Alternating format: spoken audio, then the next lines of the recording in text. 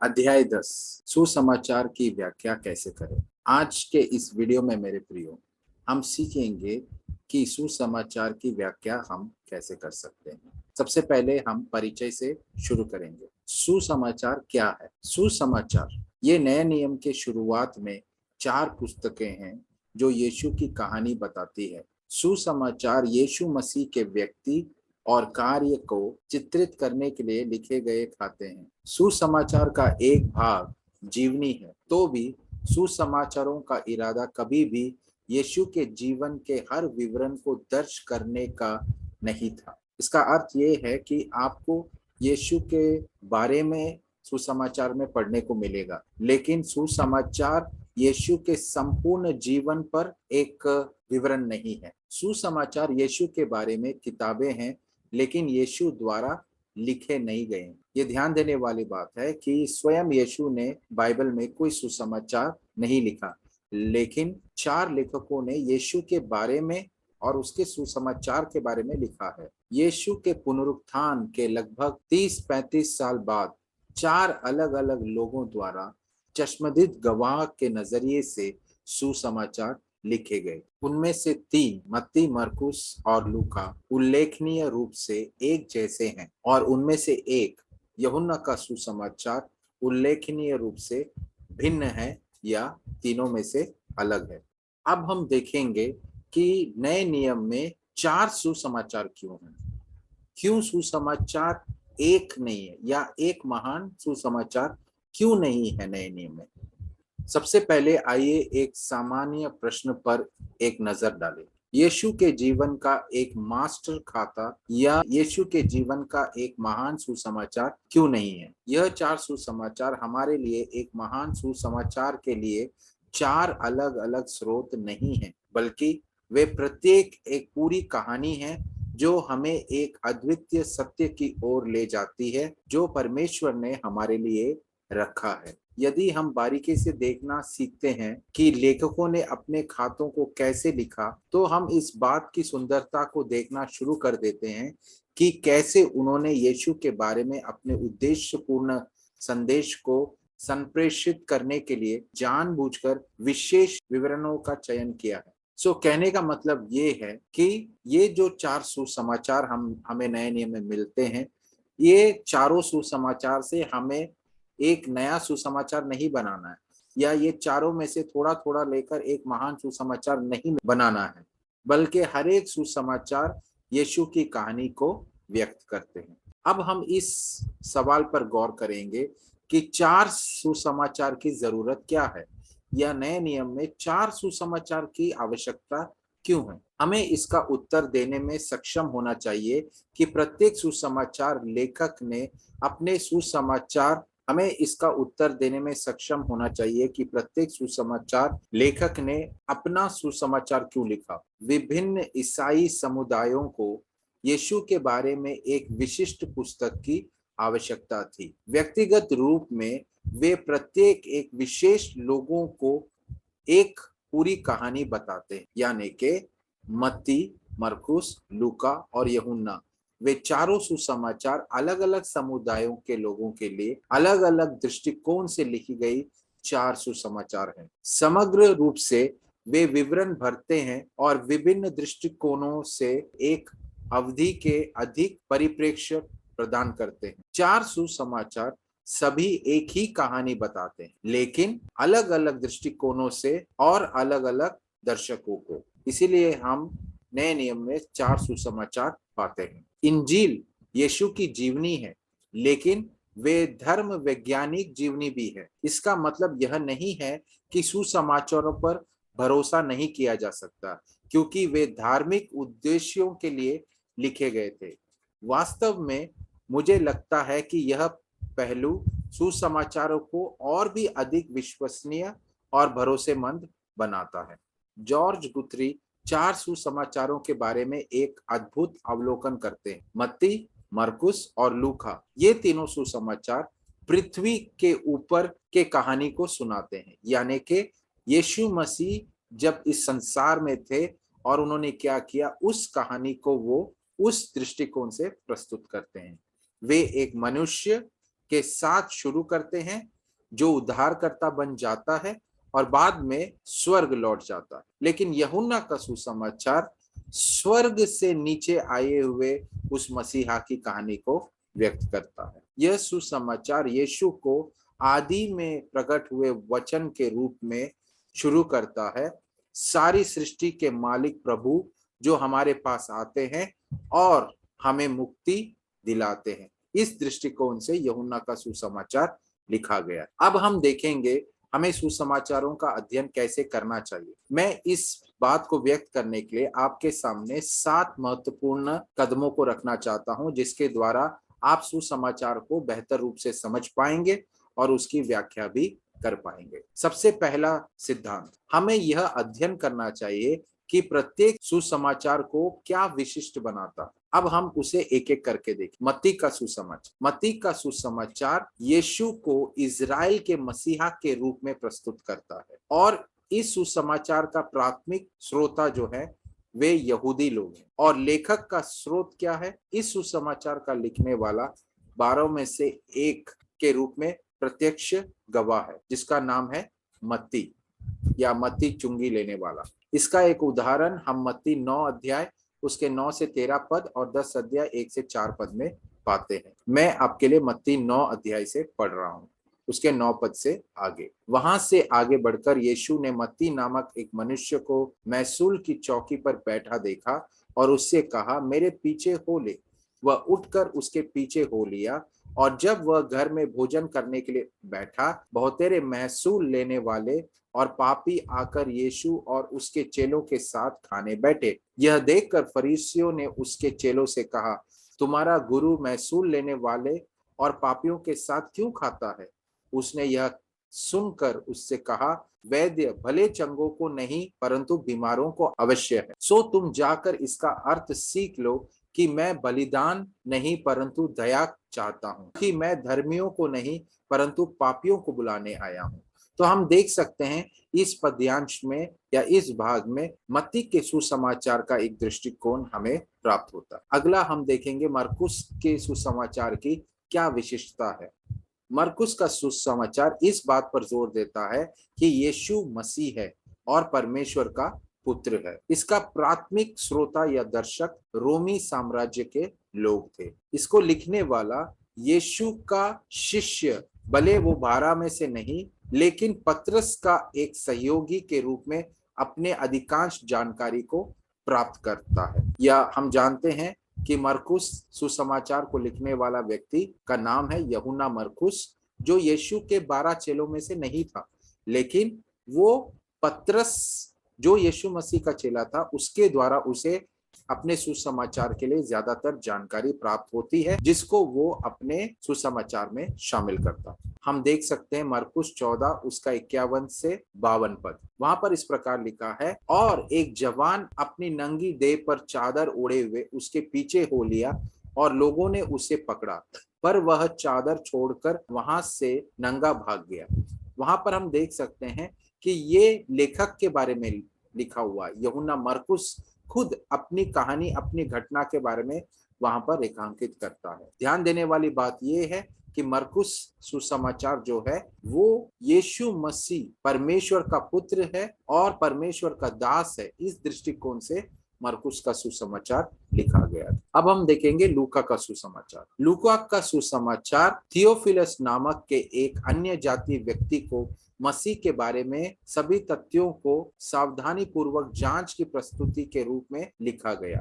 प्राथमिक श्रोता अन्य जाति लोग थे और इसका लिखने वाला लूका वो पौलुस प्रेरित का सहयोगी था और इसके कई स्रोतों का साक्षात्कार लिया, यानी कि उसने बहुत सारे लोगों का इंटरव्यू लिया और उनके द्वारा उसने यीशु के जीवनी और जानकारी को अपने सुसमाचार में प्रस्तुत किया। व्यवसायी रूप में लूका एक चिकित्सक था या डॉक्टर था। लूका का दृष्टिकोण हमें उसके पहले अध्याय में 1 पद से लेकर 4 पद में प्राप्त होता है, इसीलिए कि बहुतों ने उन बातों को जो हमारे बीच में होती है इतिहास लिखने में हाथ लगाया है, जैसे कि उन्होंने जो पहले ही से इन बातों को देखने वाले और वचन के सेवक थे हम तक पहुंचाया।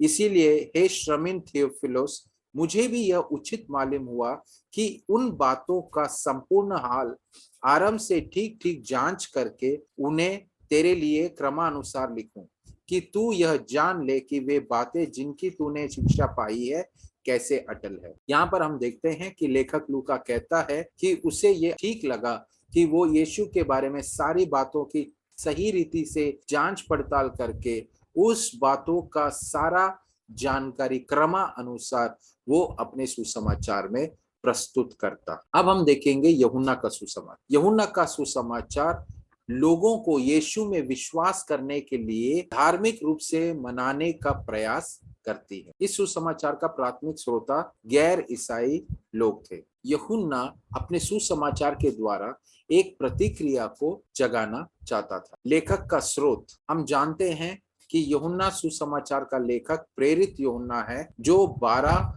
चेलों में से एक था और वो विशेषकर अतिरिक्त 3 में से एक के रूप में प्रभु यीशु मसीह के सारे सेवकाई और शिष्यों का एक प्रत्यक्ष साक्षी भी था। उसका व्यवसाय तो हम जानते हैं कि वो एक मछुआरा था। और यूहन्ना सुसमाचार का दृष्टिकोण हमें यूहन्ना 20 अध्याय उसके 30 और 31वें पद में प्राप्त होता है। वहां पर इस प्रकार लिखा है, यीशु ने और भी बहुत चिन्ह चेलों के सामने दिखाए जो इस पुस्तक में लिखे नहीं गए, परंतु ये इसीलिए लिखे गए हैं कि तुम विश्वास करो कि यीशु ही परमेश्वर का पुत्र मसीह है और विश्वास करके उसके नाम से जीवन पाओ। आप प्रत्येक लेख के संदर्भ को जितना बेहतर ढंग से समझेंगे उतने ही गहराई से आप अध्यायों को समझ पाएंगे और यह पहचान पाएंगे कि वह सुसमाचार से कैसे संबंधित है। इसलिए मेरे प्रियो, हमें यह देखने की जरूरत है कि हर एक सुसमाचार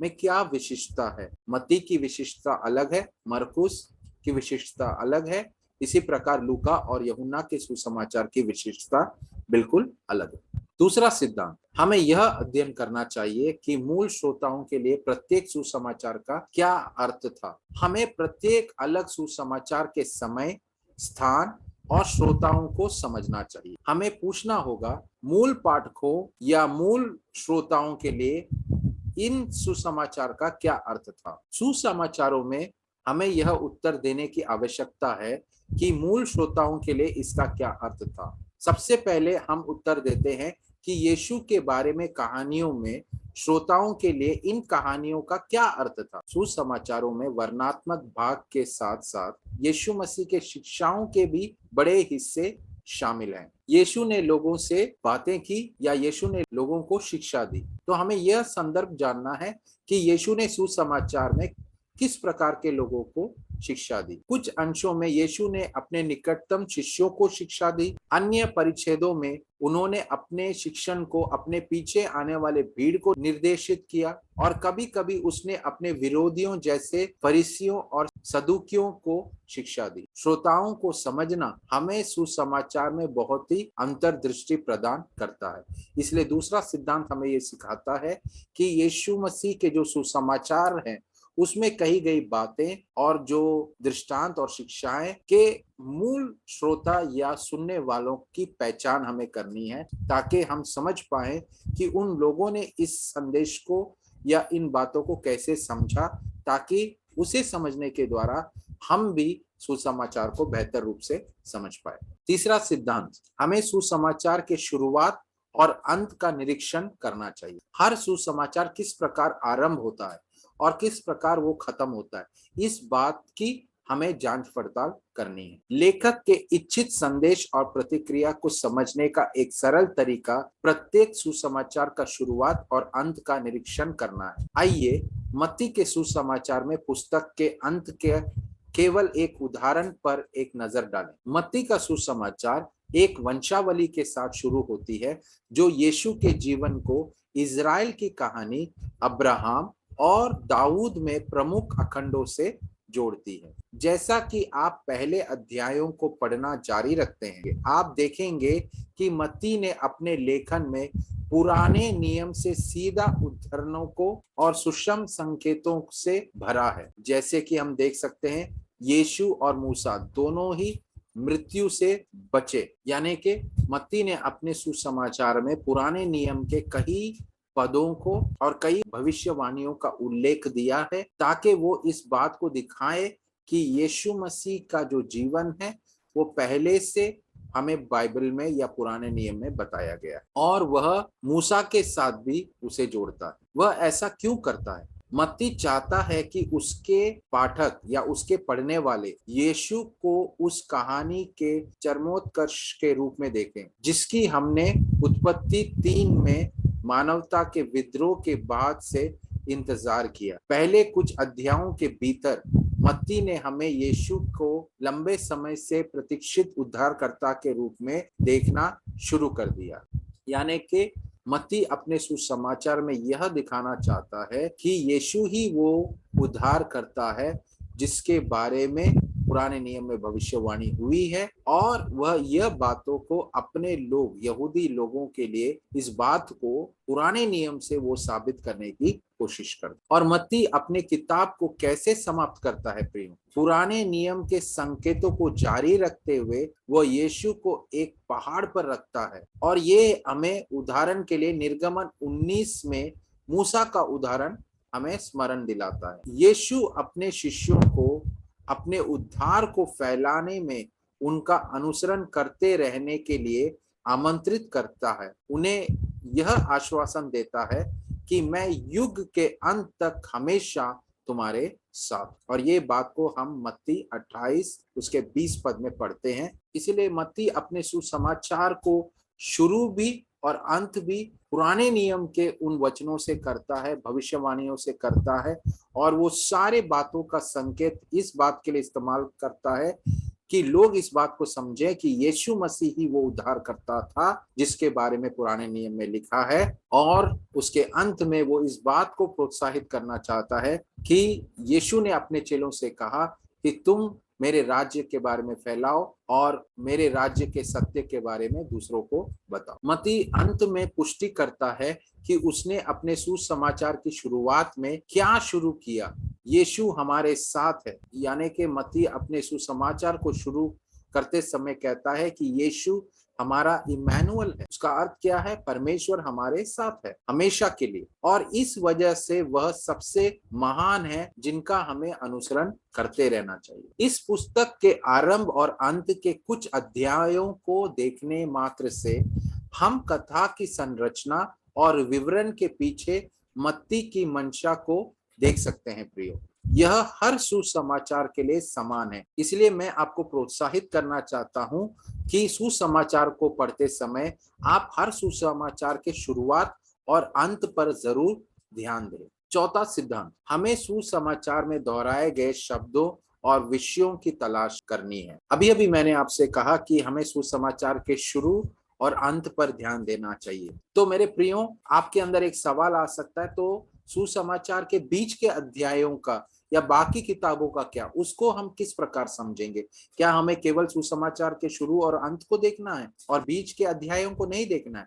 नहीं मेरे प्रियो, ये उसका अर्थ नहीं है। लेखकों ने यीशु के बारे में दर्जनों छोटी छोटी कहानियों में से अपनी बड़ी पैमाने की कहानियों को बुना है, जो प्रमुख विषयों को उजागर करने के लिए दोहराए गए शब्दों के साथ जुड़ी हुई है। इस कारण से प्रत्येक सुसमाचार विवरण में दोहराए गए शब्द और विचारों को देखना सहायक होता है। इसका अर्थ ये है कि हर सुसमाचार के बीच के अध्यायों में हमें यह गौर करना है कि क्या सुसमाचार का लेखक किसी शब्द को या किसी विचार को या किसी विषय को बार बार वो दोहराता है, क्योंकि इसका अर्थ ये है कि वो उस दोहराने वाले शब्द को या उस दोहराने वाले विषय के द्वारा वो अपने संदेश को व्यक्त करना चाहता है।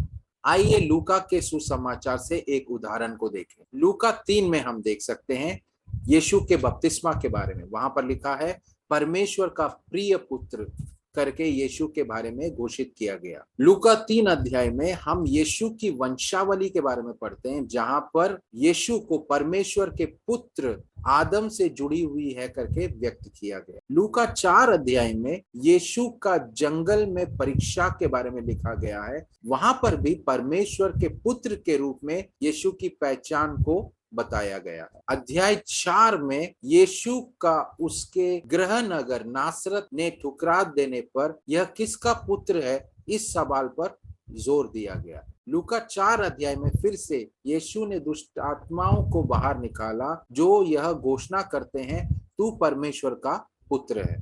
क्या आप इन पद्यांशों के बीच में संबंध खोज सकते हैं? क्या आप गौर कर सकते हैं कि लूका क्यों अपने सुसमाचार के अध्यायों में बार बार इस बात को हर कहानी के बाद डालता है कि यीशु परमेश्वर का पुत्र है? उसके बपतिस्मा में, वंशावली में, उसके जन्म में, जंगल के परीक्षा में, यहाँ तक कि उसकी सेवकाई के अलग अलग घटनाओं के बाद भी लूका इस बात को व्यक्त करता है कि यीशु मसीह परमेश्वर का पुत्र था, क्योंकि ये उस सुसमाचार का एक महत्वपूर्ण विषय है। इसीलिए उस विषय को बार बार दोहराया गया। लूका ने इन कहानियों को एक साथ इस बात पर बल देने के लिए बुना है कि कैसे यीशु परमेश्वर का पुत्र, इस्राएल का मसीहा और मानवता का प्रतिनिधि है। दोहराए गए वाक्यांश का अवलोकन लूका के चुनौतीपूर्ण विषय को प्रकट करता है। यीशु परमेश्वर का पुत्र है, तो आप कैसे प्रतिक्रिया देंगे? इसका मतलब यह है, लूका यह कहना चाहता है कि मैंने तो बता दिया कि यीशु मसीह परमेश्वर का पुत्र है, लेकिन कुछ लोगों ने उसे स्वीकार किया, लेकिन कुछ लोगों ने उसे ठुकरा दिया। लेकिन सवाल यह है कि आप उस संदेश के प्रति कैसे प्रतिक्रिया करेंगे? केवल लूका ही नहीं, प्रत्येक सुसमाचार में महत्वपूर्ण विषय हैं जिन्हें बार बार शब्दों या वाक्यांशों के अवलोकन के माध्यम से पहचाना जा सकता है। अगली बार जब आप कोई सुसमाचार पढ़ें तो इस युक्ति को जरूर आजमाएं। आप जरूर पहचानें कि क्या किसी सुसमाचार में किसी शब्द, विचार या विषय को बार बार दोहराया गया। पांचवा सिद्धांत, हमें प्रत्येक सुसमाचार के विवरण में अंतर भी देखना चाहिए। याद रखें, प्रत्येक सुसमाचार एक पूरी कहानी है। हम उनका अध्ययन टुकड़ों में करते हैं। हमें उस कहानी की व्याख्या सुसमाचार के पूर्णता में करनी चाहिए। उदाहरण के लिए, यदि एक कहानी एक से अधिक सुसमाचारों में समांतर रूप से प्रकट होता है तो उस कहानी का अन्य सुसमाचारों में भी अध्ययन करें। सुसमाचार के लेखकों में एक जैसी कई कहानियां शामिल है, लेकिन वे विवरण में भिन्न हो सकती हैं। उदाहरण के लिए, कोई भी एक कहानी हम केवल एक सुसमाचार में नहीं, चारों सुसमाचार में पाते हैं। मैं एक घटने का उदाहरण आपको दे सकता हूं। वो है यीशु के द्वारा 5 रोटी और 2 मछली के द्वारा यीशु मसीह ने 5000 लोगों को खिलाया। इस घटना को हम चारों सुसमाचार में पाते हैं। तो सवाल ये है, जब ये घटना चारों सुसमाचार में है तो इसमें भिन्नता क्या है? चारों सुसमाचारों में क्या अलग दृष्टिकोण दिखाने की कोशिश की गई है? ये लेखक एक दृष्टांत को भी थोड़ा सा भी कैसे बदल सकते? यीशु द्वारा बोला गया सही दृष्टांत कौन सा है या सही खाता कौन सा है? क्या इसका मतलब यह है कि एक सत्य है और बाकी सब झूठ है? मान लीजिए कोई सुसमाचार में एक दृष्टांत दिया गया है, लेकिन उस दृष्टांत का विवरण चारों सुसमाचार में अलग अलग रीति से दिया गया, तो क्या इसका मतलब यह है कि एक सुसमाचार सही बता रहा है और दूसरा सुसमाचार उसे गलत? आइए मत्ती और लूका दोनों में बताए गए एक लोकप्रिय दृष्टांत के बीच के अंतरों की तुलना करें कि यहाँ क्या हो रहा है। उदाहरण के लिए, यीशु का प्रसिद्ध पहाड़ी उपदेश, क्या वो पहाड़ पर हुआ था जैसे मत्ती 5:1 में लिखा है ये पहाड़ पर हुआ था, या समतल स्थान पर हुआ था जैसे लूका में लिखा है, या शायद किसी पहाड़ के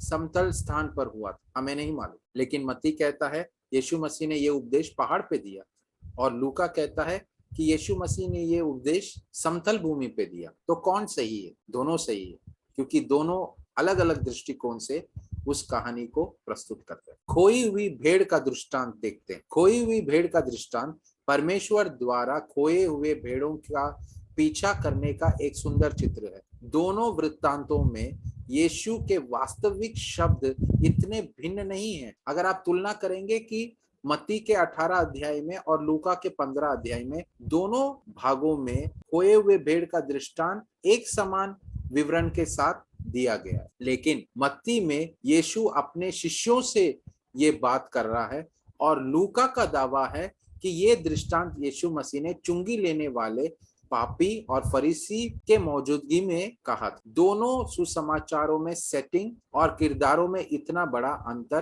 क्यों है? एक विशिष्ट संदेश को संप्रेषित करने के लिए लेखक अपने सामग्री के साथ चयनात्मक कुछ बदलाव कर रहे हैं। मत्ती के सुसमाचार में या वृत्तांत में दृष्टांत उस हृदय को दिखा रहा है जो परमेश्वर के पास अपने बच्चों के लिए है और उसके अनुयायियों को विश्वास से भटके हुए लोगों को ठीक करने के लिए कितनी लंबाई तक जाना चाहिए। लेकिन लूका के चित्रण में यह 3 भाग के दृष्टांत का हिस्सा है, क्योंकि जब हम लूका 15 में देखते हैं वहां पर 3 दृष्टांत दिए गए हैं, खोए हुए भेड़ का, खोए हुए सिक्के का और खोए हुए बेटे का। तो ये 3 भाग के दृष्टांत का हिस्सा है जो इस्राएल के कठोर हृदय को दिखाता है। प्रत्येक कहानी अपने दर्शकों के लिए समान रूप से सही है, लेकिन अलग अलग चुनौतियों पर आधारित है। यानी कि मत्ती उस घटना को, उस दृष्टांत को अपने दर्शकों के लिए एक अलग तरीके से प्रस्तुत करता है